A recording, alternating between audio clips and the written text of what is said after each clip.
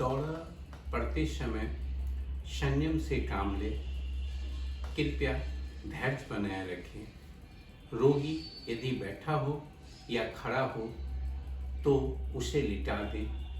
मुंह या नाक को ना दबाएं। सिर के नीचे कोई कपड़ा या तौलिया लपेट कर लिटा दें।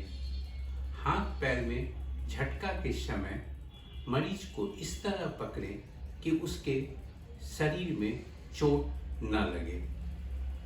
दौरा समाप्त होने पर रोगी को एक करवट लिटा दें, जिससे मुंह का लार या फेन स्वतः मुंह से निकल जाए।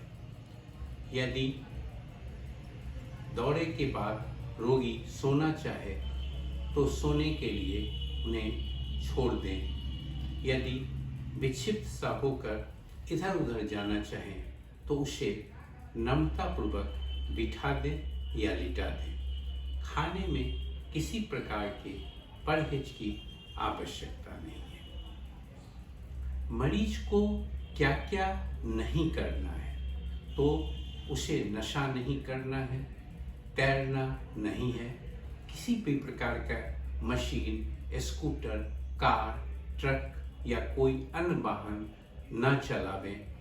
मोबाइल पर ज़्यादा समय न बिताएं। मोबाइल पर कोई गेम न खेलें।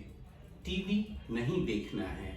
अगर देखना भी है तो कम समय के लिए कम से कम 10 फुट की दूरी से देखें। लंबे समय तक कंप्यूटर पर काम नहीं करें।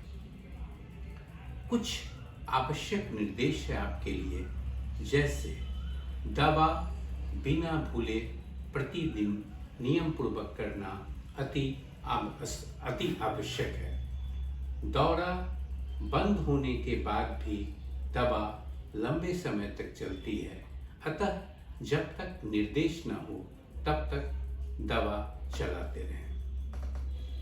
रात्रि में मरीज को समय पर बिस्तर पर भेज दें ताकि लगभग 6 घंटे की निद्रा ले सकें।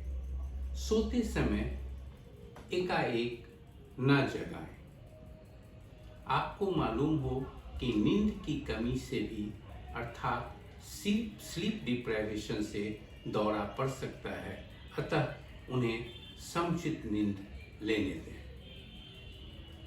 पर्चे पर लिखी दवाएं को बिना पूछे बराबर खिलाते रहने पर शरीर को नुकसान पहुंच सकता है, इसलिए दवा जितने दिन की लिखी हो उतने ही दिन तक वो लें और कुछ दिन पहले ही डॉक्टर से पुनः संपर्क करें। अर्थात अगर मैं आपको 9 महीने पर बुलाता हूँ तो 9 महीने के बाद नहीं आना है। 9 महीने से 2-3 दिन पहले आप आकर पुनः मिलें। इस बीमारी के अलावा अगर कोई दूसरी बीमारी होती है तो उसकी भी दवा साथ लेनी चाहिए। कुछ परिस्थिति में डॉक्टर के पास तुरंत संपर्क करना चाहिए, जैसे अगर लेडी प्रेग्नेंट होती है तो प्रेग्नेंट के दौरान इस दवा का बच्चे पर बुरा असर भी पड़ सकता है, इसलिए रोगी के गर्भवती होने की सूचना तुरंत डॉक्टर को दें। साथ ही साथ दवा के सेवन से अगर किसी भी प्रकार का साइड इफेक्ट होता है तो तुरंत आकर डॉक्टर से परामर्श करें।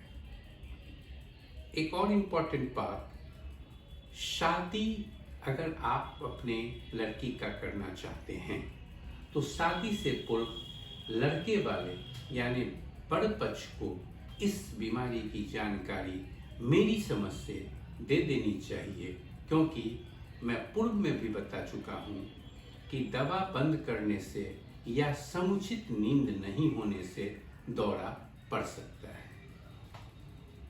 इसके अलावा कुछ फ्रीक्वेंटली आस्क्ड क्वेश्चंस मरीज के द्वारा हमें की जाती है, जैसे इलाज कब तक चलेगा। कम से कम इलाज 5 वर्ष तक करना अति आवश्यक है। इससे भी अधिक इलाज चल सकता है। उदाहरण के लिए अगर 1 साल दवा खाने के पश्चात दौरा पड़ जाता है तो पुनः उस समय से 5 वर्ष तक रोगी को यह दवा खानी पड़ती है।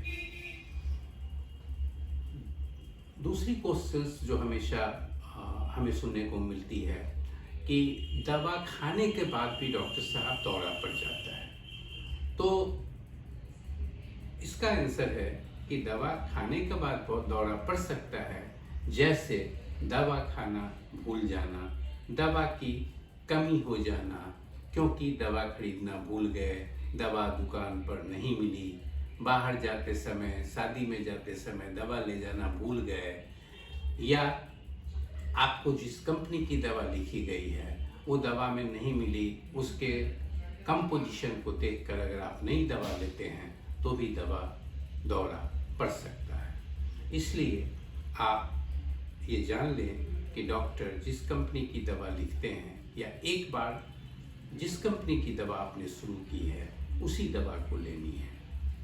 साथ ही साथ मैं आपको बता दूं, हमेशा डोज के मिनिमम लिमिट से दवा शुरू की जाती है, क्योंकि दवा लंबे समय तक चलती है, धीरे धीरे डोज बढ़ाई जाती है। एक और क्वेश्चन कि दवा लंबे समय तक खाने के बाद डॉक्टर साहब क्या कोई साइड इफेक्ट तो नहीं होगा? तो मैं बता दूं आपको, दवा खाना आपके लिए अत्यंत जरूरी है, क्योंकि यह दवा लंबे समय तक चलना चाहिए। यह साइंटिफिकली प्रूफ है। प्रॉपर दवा डोज में दवा खाने से साइड इफेक्ट नहीं होगा, और अगर कोई साइड इफेक्ट होता है तो तुरंत तो न्यूरोलॉजिस्ट से संपर्क करें, वह उस दवा को बदलकर सेकेंड ड्रग दे देंगे।